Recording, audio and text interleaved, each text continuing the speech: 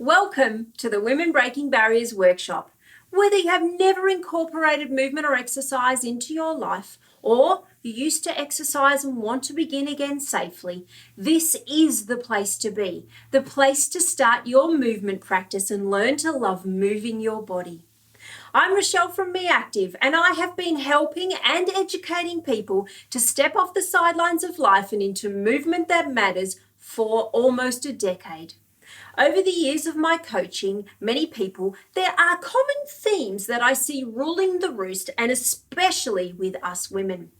I want to help you smash through barriers of body image, fear of exercise, and the limiting self-beliefs that somehow pop into our subconscious and hold us back. You are here today to start that journey with me, as many other women have before you, through my retreats, webinars, writings, and coaching. What you will learn today just by watching these workshops will help you overcome your objections and fears to lead the awesome life that you want to lead. Grab yourself a pen and paper, you're going to need it. This is the first in the series of 3 training videos in this workshop, where I'll be teaching you the principles of incorporating movement that matters into your life in a way that feels good for you, as well as the early principles of learning to accept the body that you are in right now. When I first started to become interested in health and fitness at the age of 30, I didn't know anything about how to move my body, understanding my body's needs, or understanding nutrition at all. I had never even heard of an avocado, let alone tasted one, and that is a true story. The thought of exercise really scared me and put me off. I was afraid of what people would think of me and if they'd laugh and make fun of me, and my own confidence or lack of held me back. My self-image was one of dislike and disgust, along with feelings of worthlessness, which began at a very early age. So getting out of my comfort zone was a really difficult thing to do. I was also fearful of hurting myself or doing the wrong thing. But despite my misgivings, I knew deep down that I needed to do something. And what triggered that change of heart at the age of 30 had something to do with my mother dying at 48 from a rare cancer. I looked into my little boy's eyes at the time and thought, I don't want this to happen to me. I want to live to see this little guy grow up. So in that moment, I made a conscious choice to understand fitness and health and make it a part of my life. It was a really pivotal moment for me. Through this process, I discovered the answer to enjoying movement and finding balance within my life, as well as accepting the body where I am right now in this life, and that I am enough just as I am. Even if I want to make changes, I am enough as I am right now. And I want the same for you. Now, having said that, it wasn't an easy process. I've dealt with major body image issues, disordered thoughts and behaviors, as well as perfectionism trying to rule the roost for most of my life. And maybe you can relate to me with some of the above. This is exactly why I created this workshop. In the thousands of women in particular I've coached over the years, I see a really common theme of that little perfectionism gene ruling the roost. And when I write about perfectionism, that topic always gets the most discussed out of all of the content that I write about. Perfectionism steals joy and stops you from living an amazing life, and it can manifest itself in so many ways. Some of those ways are poor body image, negativity, lowered self-confidence, feelings of not good enough. I created this workshop to help you dig deep and understand those principles that I teach really well, and to make it as easy as possible for you to implement them. And of course, you are going to need to do the work, but I will be here guiding you as much as possible. The goal of this workshop is to show you the critical things you need to know to adding fitness, movement, and balanced living into your life in the simplest of ways. And also leaning in to you and everything that makes up the sum of you. So here is what I have learnt over the past 17 years and what I want to share with you. So let's dig in. In this first video, we're going to focus on finding movement that you enjoy and fits into your lifestyle, how you can overcome issues with time, as well as utilising the power of support to keep you going, and how you can begin to find peace with yourself as you are while looking forward to a stronger and happier future you. I think you're going to relate to this. As a child, I learnt quickly that what was considered good or bad in the realm of being a girl and societal expectations. You're only to be a good girl, be seen and not heard, and to uphold the expectations placed on a girl in the modern world. Growing up, my childhood was less than desirable. I was moved a lot and went to many different schools, which led me to leaving school at the tender age of 14. I was the oldest of three and found myself a carer for my younger brother and sister at the tender age of 6. And like most mums of that era, mine was obsessed with keeping herself slim. She would talk negatively about her body constantly, and what she looked like was extremely important to her, even though we were very poor and couldn't really afford much. And unfortunately, this was projected onto me at the very tender age of 10. And I remember my mum calling me fat, and as I had learnt, fat was bad, and so therefore I was bad. I was a constant dieter from the age of 10 until I was 42 years old. When I started this journey at 30, all of those thoughts of belonging and not being good enough came to the forefront. And as you can imagine, this manifested into a baggage of psychological issues that saw me deal with an eating disorder and disordered behaviour around fitness and exercise. I have had help and support to work through all of this, and I still have rough days, but the difference is I now understand why, and I have the tools to help myself through those days that are tough. And through my teachings, my webinars, retreats, and coaching practice, I get asked similar questions by different women from different generations. And one of the most common questions I get is how to accept the body that they have right now. And it's a difficult one to answer with many variables, but here is what I know has worked for the people I coach and what worked for me also. Number 1, start with language. How do you speak to or about yourself? This is a really important key.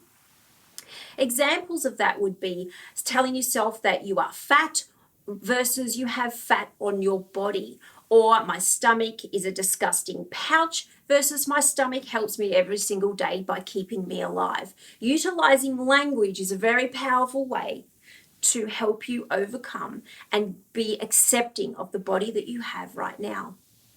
Number 2, judging yourself so harshly. Again, it comes back to the language, but practice kindness and talk to yourself as you would your best friend. You're not going to tell your best friend that she doesn't look right. So why do you tell yourself that you don't look right?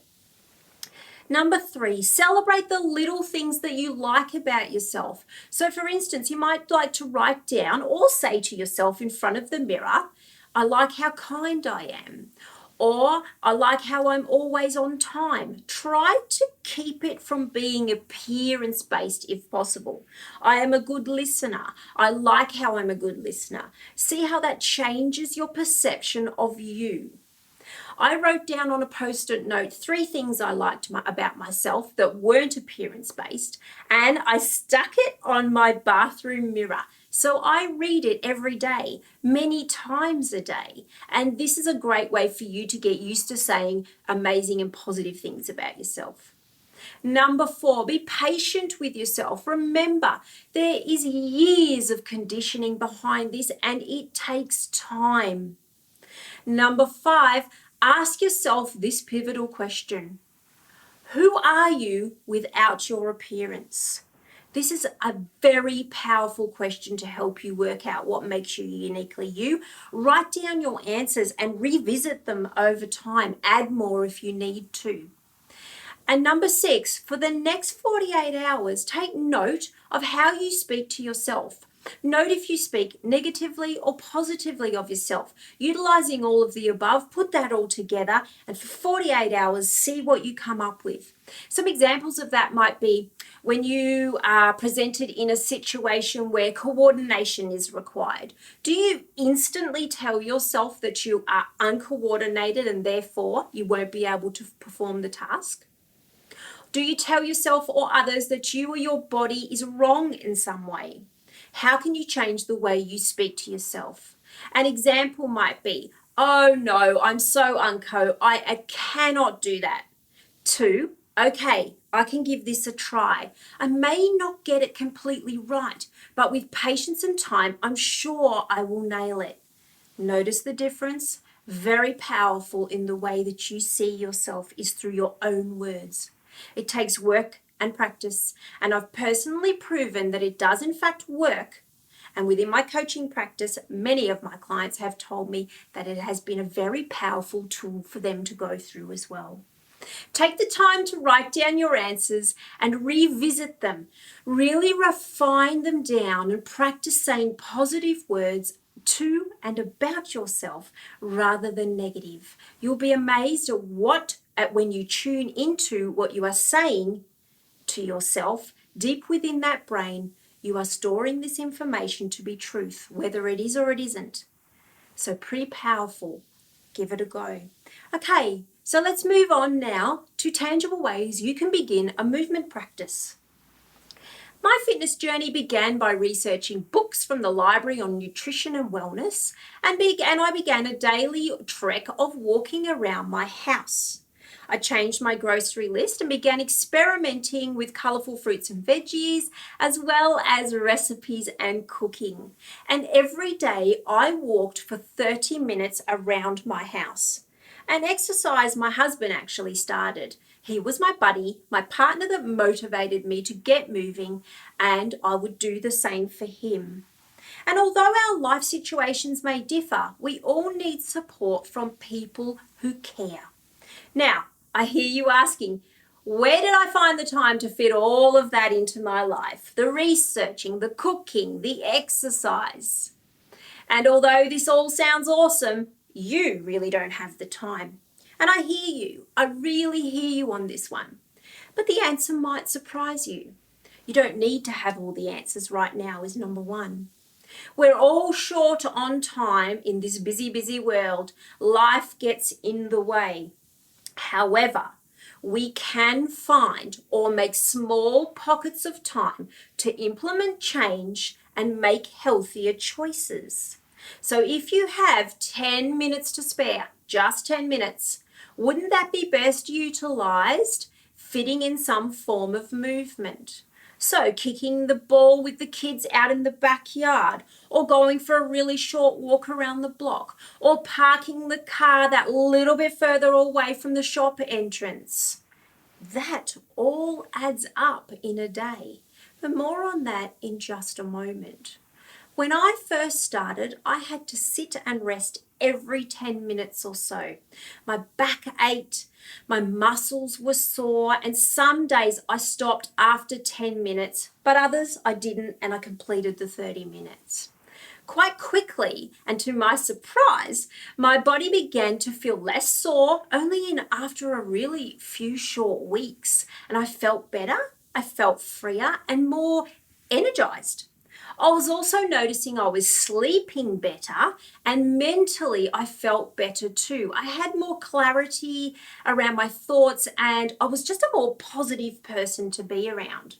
So, to answer some of the most common objections I see when you're beginning a movement practice, you've got to find something that, number one, fits in with your lifestyle.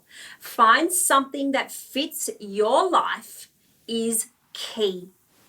If you live by the beach and you like to swim, go and do that. If you live by beautiful walking paths and like to walk, well, try that.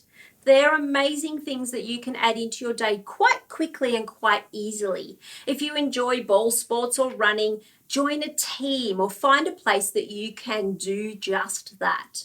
And yes, I understand that you may work long hours and don't get time to do too much. And you may also feel constantly tired. But I can tell you one thing, that the more you begin to move your body, the less tired you feel. And I know that sounds quite strange. It does though, it works. If you're feeling really tired and you just get out for 10 minutes, you'll feel more energized and have more energy to get on with what you need to get on with in the day. There are other ways that you can also think about this. So ask yourself these 3 questions. What is something that I can incorporate in my day that interests me, that is available to me, like what we said above about the beach or the walking tracks? Can I spare 30 minutes out of each week, not day, to go for that walk?